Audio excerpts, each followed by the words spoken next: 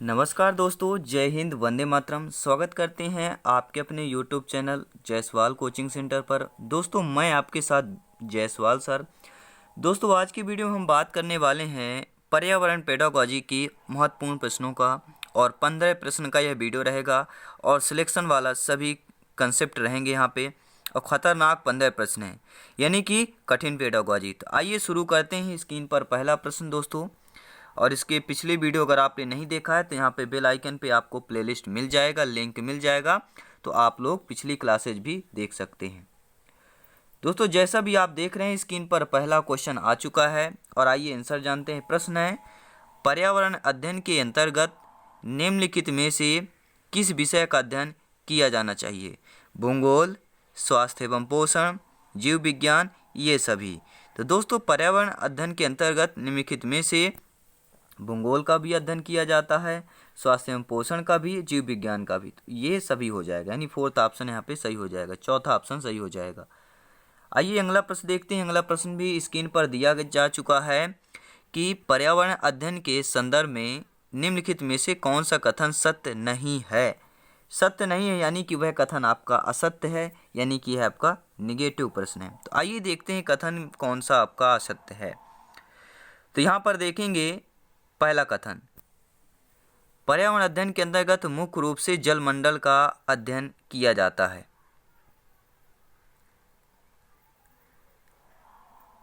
तो ये तो बिल्कुल सही बात है दोस्तों। क्या सही मैंने कहा? दोस्तों, कौन सा कथन सत्य नहीं है? तो पहला ही कथन आपका क्या है? सत्य नहीं है, क्योंकि पर्यावरण अध्ययन के अंतर्गत मुख्य रूप से अगर जलमंडल की बात कहा जाए तो ऐसा नहीं है दोस्तों। पर्यावरण अध्ययन का संबंध जो है मानव स्वास्थ्य से भी है, ये बिल्कुल सही बात है। और पर्यावरण अध्ययन की शिक्षा की शुरुआत प्राथमिक कक्षा से ही होनी चाहिए, ये भी सही बात है। जलमंडल भी आएगा, थलमंडल भी आएगा, स्थलमंडल भी आएगा। पर्यावरण तो सभी हमारे चारों तरफ का जो भी आवरण है पर्यावरण कहलाता है। तो जलमंडल ही मुख्य रूप से नहीं हो सकता। तो पहला ऑप्शन आपका सत्य नहीं है। और चौथा ऑप्शन यह दिया है कि पर्यावरण अध्ययन की शिक्षा वर्तमान परिस्थितियों को देखते हुए अनिवार्य होनी चाहिए, बिल्कुल सही बात है। तो पहला ऑप्शन यहाँ पे क्या हो जाएगा? सत्य नहीं है।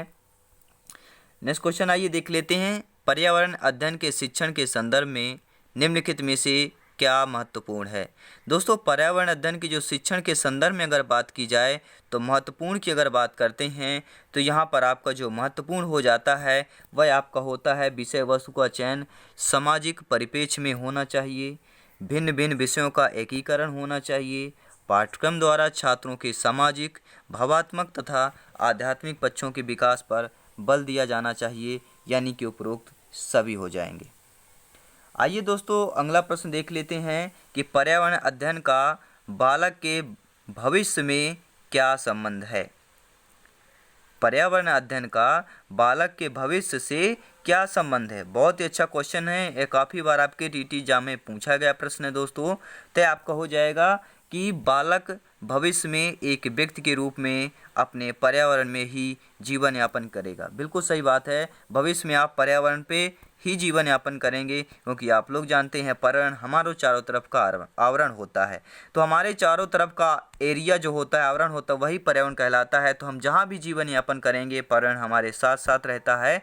तो पहला ऑप्शन सही हो जाएगा कि बालक भविष्य में एक व्यक्ति के रूप में अपने पर्यावरण में ही जीवन यापन करेगा। अगला प्रश्न दोस्तों स्क्रीन पर है, किस आयु वर्ग का बालक पर्यावरण में होने वाली घटनाओं में जिज्ञासा तो अधिक रखता है लेकिन उसकी अवधारणाओं को समझने में असमर्थ होता है? बहुत अच्छा क्वेश्चन है। किस आयु के वर्ग का बालक होगा, बच्चा होगा, जिसमें पर्यावरण में होने वाली घटनाओं में जिज्ञासा तो रखता है, अधिक रखेगा, बहुत ज़्यादा, लेकिन उनकी जो अवधारणाएं होती हैं उनको समझने में असमर्थ होता है? तो यह बालक आपका 5 से 7 वर्ष का होना चाहिए। अगर बालक या बच्चा 5 से 7 वर्ष का है, वह पर्यावरण की सभी घटनाओं में जिज्ञासा तो लाएगा, लेकिन उनकी जो अवधारणाएं होती हैं उनको समझने में असमर्थ होता है। अगला प्रश्न आइए देख लेते हैं। ये भी प्रश्न दोस्तों स्क्रीन पर दिया जा चुका है। अगर आप लोगों से प्रश्न आ रहा है तो कमेंट बॉक्स में ज़रूर आप लोग अपना आंसर बता सकते हैं, और टेलीग्राम में ज़रूर ज्वाइन करें। वहाँ आपको फ्री मटेरियल जो भी नोट्स है, PDF, सब कुछ आपको फ्री में प्रोवाइड करा दी जाती है। कोई भी आपको फीस या कोई भी अन्यथा आपको चार्ज नहीं किया जाता है। दोस्तों क्वेश्चन ये कि प्राथमिक स्तर पर विज्ञान व सामाजिक विज्ञान को एक ही विषय पर्यावरण अध्ययन के तहत पढ़ाया जाता है। यह विज्ञान शिक्षण का अध्यापक केंद्रित उपागम होगा, अनुशासनिक उपागम होगा, एकीकृत उपागम होगा या समान उपागम होगा। तो दोस्तों जब भी अगर प्राथमिक स्तर में विज्ञान व सामाजिक विज्ञान को एक ही विषय पर्यावरण अध्ययन के तहत अगर पढ़ाया जाता है तो वह विज्ञान शिक्षण का कौन सा कहलाता है, एक बार सभी लोगों को कमेंट करके बता देना है। अगर आप लोगों को पता हो तो राइट आंसर क्या हो जाएगा साथियों, हो जाएगा एकीकृत उपागम। एकीकृत मतलब एक ही विषय में, यानी कि एक ही विषय पर्यावरण अध्ययन के तहत आपको विज्ञान और सामाजिक विज्ञान दोनों पढ़ाया जाता है। तो क्वेश्चन में ही आंसर दिया गया है एक ही विषय, यानी कि एकीकृत उपागम हो जाएगा। आइए दोस्तों अगला प्रश्न देख लेते हैं। निम्न कथनों पर विचार करना है। पहला कथन आइए पढ़ते हैं कि पर्यावरणीय समस्याओं से निपटने के लिए प्रत्येक स्तर पर प्रशिक्षित व्यक्ति की आवश्यकता होती है। बिल्कुल सही बात है, और वर्तमान समय में यह अनिवार्य हो गया है कि पर्यावरण को पोषण व संरक्षण किया जाए। अब यह बताना, दो कथन ए व बी आपके दिए रहेंगे एग्जाम में, फिर आपको बताना है इसमें कि कौन सा कथन, केवल ए सही है, केवल बी सही है या दोनों सही है। तो ना ए ही सही है ना बी सही है। तो आप लोगों के नज़रिए से सभी लोग बताइए। कथन ए बी स्क्रीन पर है, आप लोग स्क्रीनशॉट या वीडियो पॉज कर भी अच्छे से रीड कर सकते हैं। तो आपके कथन ए सही है, कथन ए व बी दोनों सही हैं। तो यहाँ पर क्या हो जाएगा राइट आंसर दोस्तों, आपका राइट आंसर हो जाएगा ए व बी, आपके दोनों सही हो जाएंगे। आइए अगला प्रश्न स्क्रीन पर देख लेते हैं। अगला प्रश्न आपके राष्ट्रीय शिक्षा नीति जो आपकी 1986 में थी। राष्ट्रीय शिक्षा नीति कब लाई गई? सन 1986 में। और इसके विषय में कौन सा कथन सही है? राष्ट्रीय शिक्षा नीति जो 1986 में आई थी उसके विषय में कथन दिया गया है, आपको बताना है कौन सा सही है। पर्यावरण शिक्षा को सभी स्तरों पर समाहित करना, पर्यावरण संबंधी सरोकार के प्रति जागरूकता पैदा करना। अब आपको बताना है, ये दो बी कथन हो गए। एक और कथन है दोस्तों, एक और कथन है, और वह कथन है आपका एकीकृत उपागम के अंतर्गत पाठ्यक्रम इनमें से किस सिद्धांत पर आधारित होना चाहिए। ये तो आपका क्वेश्चन आ गया, यह तो आपका क्वेश्चन आ गया। अभी यहाँ पे हम कहाँ पे चल रहे थे? राष्ट्रीय शिक्षा नीति पर चल रहे थे। तो पहला कथन है पर्यावरण शिक्षा को सभी स्तरों पर समाहित करना, और दूसरा कथन है पर्यावरण संबंधी सरोकार के प्रति जागरूकता पैदा करना। तो दोस्तों यहाँ पे ए बी दोनों यहाँ पे सही है। और एक और आता है कि मानवीय विकास के लिए शांतिपूर्वक माहौल तैयार करना, ये भी राष्ट्रीय शिक्षा नीति 1986 के विषय के कथन रहे हैं। तो आपकी ये ए बी आपके दोनों कथन सही हैं। आइए अगला प्रश्न देखते हैं, स्क्रीन पर दिया जा चुका है। सभी साथीगण, सभी शिक्षक बंधु अगर क्वेश्चन समझ में आ रहे हों तो वीडियो को दिल से लाइक करेंगे। आइए दोस्तों देखते हैं अगला प्रश्न। एकीकृत उपागम के अंतर्गत पाठ्यक्रम निम्न में से किस सिद्धांत पर आधारित होना चाहिए? दोस्तों एकीकृत उपागम जिसमें आपका विज्ञान और सामाजिक विज्ञान दोनों रहता है, समाहित रहता है, उसके अंतर्गत जो है पाठ्यक्रम निम्न में से किस सिद्धांत पर आधारित होना चाहिए? जीवन केंद्रित सिद्धांत पर, व्यवहारिक पक्ष के सिद्धांत पर, या विषयों की समन्वित इकाई के सिद्धांत पर। ठीक है, अब यहाँ पे बताना केवल ए सही है, केवल बी सही है, केवल सी सही है, यह आपके तीनों सही हैं। आप लोग बताइए यहाँ पे कौन सा आंसर सही हो जाएगा। तो दोस्तों यहाँ पे ए बी सही है, क्योंकि एकीकृत उपागम है जिसमें आपका विज्ञान और सामाजिक विज्ञान दोनों समाहित रहता है। तो जीवन केंद्रित सिद्धांत पर होना चाहिए, व्यवहारिक पक्ष के सिद्धांत पर होना चाहिए, और विषयों के समन्वित इकाई के सिद्धांत पर होना चाहिए। तो ए व बी सी आपके तीनों सही हैं, यानी कि उपरोक्त सभी हो जाएगा। आइए दोस्तों अगला प्रश्न भी देख लेते हैं, स्क्रीन पर दिया जा चुका है, सभी लोग अच्छे से प्रश्न रीड करेंगे। एकीकृत उपागम की व्यवस्था करते समय ध्यान देना चाहिए। बहुत अच्छी बात है दोस्तों, जो एकीकृत उपागम है इसकी जब व्यवस्था की जाती है तो बहुत सी बातों का ध्यान दिया जाना चाहिए।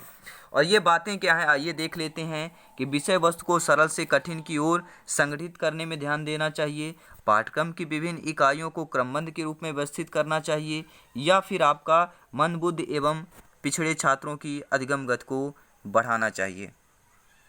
तो यहाँ पर भी आपका उपरोक्त सभी, ये आपके तीनों जो हैं, तीनों ध्यान हैं, तीनों जो वाक्य कथन दिए गए हैं, तीनों कथनों पर विशेष ध्यान देना चाहिए एकीकृत उपागम की व्यवस्था करते समय।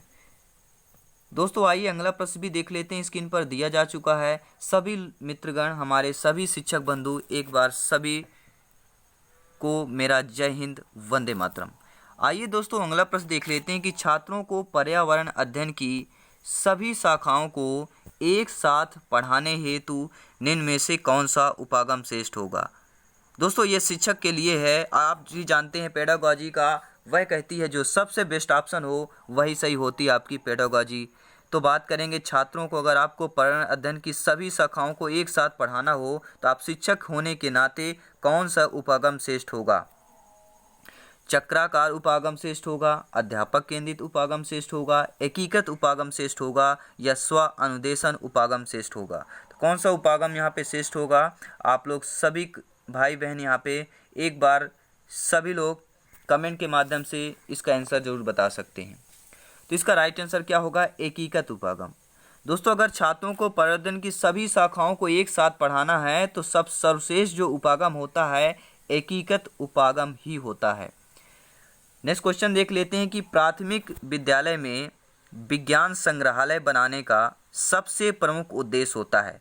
दोस्तों अगर हम प्राथमिक विद्यालय की बात करें, कक्षा 1 से लेकर 5 तक के विद्यालय की बात करें तो विज्ञान संग्रहालय बनाने का सबसे प्रमुख उद्देश्य जो होता है वह क्या होता है। सभी मित्रगण यहाँ पे सभी शिक्षक बंधु एक बार सभी लोग दिल से कमेंट करके एक बार बता देंगे कि प्रमुख उद्देश्य यहाँ पर क्या हो जाएगा। तो सही आंसर होगा कि छात्रों में अवलोकन तथा संग्रह करने की आदत डालना। दोस्तों प्राथमिक विद्यालय में विज्ञान संग्रहालय बनाने का सबसे प्रमुख उद्देश्य यही होता है कि छात्रों में अवलोकन तथा संग्रह करने की आदत डाल सकें। आइए दोस्तों अगला प्रश्न भी देख लेते हैं। आपको पता है यह 15 क्वेश्चन का सीरीज है और 15 क्वेश्चन का वीडियो है और डेली हम इन्वायरमेंट के कंसेप्ट के लगभग 100+ वीडियोज कंप्लीट कर लिए हैं। और आप लोग जानते हैं प्रत्येक वीडियो पर 30 क्वेश्चन रहते हैं तो आप लोग लगा सकते हैं। और टोटल एवरेज चैनल की बात की जाए तो 5000 MCQs हमने कंप्लीट कर लिए हैं इन्वायरमेंट की। आप प्ले लिस्ट में जाइए चेक कर सकते हैं। पेडागॉजी की बात करेंगे कि प्रश्न है कि निम्नलिखित में से क्या पर्यावरण शिक्षा का लक्ष्य है। बहुत अच्छा प्रश्न है, इंपॉर्टेंट प्रश्न है कि जो पर्यावरण है दोस्तों, जो पर्यावरण शिक्षा है इसका लक्ष्य क्या है। इन्वायरमेंट पेडागॉजी का लक्ष्य क्या है दोस्तों, सभी लोग एक बार दिल से बताएंगे इसका राइट आंसर क्या होगा, आखिरकार इसका लक्ष्य क्या है। तो आइए लक्ष्य जान लेते हैं दोस्तों, कौन कौन सा लक्ष्य है। देखिए बच्चों में वैज्ञानिक जानकारी का विस्तार करना यह भी पर्यावरण शिक्षा का लक्ष्य है। और बच्चों को उनके परिवेश का महत्व समझाना ये भी पर्यावरण शिक्षा का लक्ष्य है। और पर्यावरण संरक्षण के महत्व से बच्चों को अवगत कराना ये भी आपका पर्यावरण शिक्षा का लक्ष्य है। यहाँ पे उपरोक्त सभी हो जाएगा क्योंकि ये तीनों आपके लक्ष्य है दोस्तों। आइए अगला प्रश्न देख लेते हैं कि स्कूल में पर्यावरण शिक्षा का उद्देश्य बच्चों को ज्ञान, दृष्टिकोण और कौशल प्रदान करने का है। ताकि स्कूल में जो है विद्यालय में पर्यावरण शिक्षा का उद्देश्य बच्चों में ज्ञान, दृष्टिकोण और कौशल प्रदान करने का है। क्यों, ताकि बच्चों में क्या होना चाहिए यही आपको ऑप्शन पे बताना है। ताकि यहाँ पे क्या होना चाहिए दोस्तों, अगर आप लोगों को पता है तो एक बार सभी लोग दिल से कमेंट करके हमें बता सकते हैं।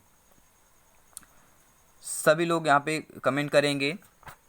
देखिए ताकि क्यों होता है, ताकि यह है कि वे सभी अर्थों में पर्यावरण को बेहतर बनाने में सक्षम हो सकें और संधारणीय विकास के उद्देश्य को प्राप्त करने में योगदान दे सकें। तो पहला ऑप्शन यहाँ पे सही हो जाएगा।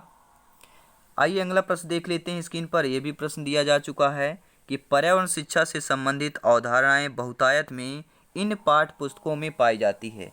कौन से पाठ्य पुस्तकों में पाई जाती है, आइए इन पाठ्य पुस्तकों को भी देख लेते हैं दोस्तों। तो ये पाठ्य पुस्तक है आपके जीव विज्ञान एवं रसायन शास्त्र, भौतिक एवं भूगोल, अर्थशास्त्र एवं सामाजिक शास्त्र, यानी कि उपरोक्त सभी हो जाएंगे। तो पर्यावरण शिक्षा से संबंधित जो अवधारणाएं हैं बहुतायत में आपकी होती हैं, तो ये तीनों जो दिए गए हैं पाठ्य पुस्तकों में पाई जाती हैं। दोस्तों ये रहे आज की वीडियो के 15 महत्वपूर्ण प्रश्न। आप लोगों को कैसे लगे एक बार कमेंट बॉक्स में फीडबैक जरूर दीजिएगा। और ऐसी ही क्लासेस देखना चाहते हैं और अदर्स सब्जेक्ट की प्रिपरेशन करना चाहते हैं तो जायसवाल कोचिंग सेंटर को सब्सक्राइब कर लेंगे और बेल आइकन प्रेस कर लेंगे ताकि आप लोगों को लेटेस्ट नोटिफिकेशन मिलता रहे। तो सभी मित्रों को जय हिंद, वंदे मातरम, धन्यवाद।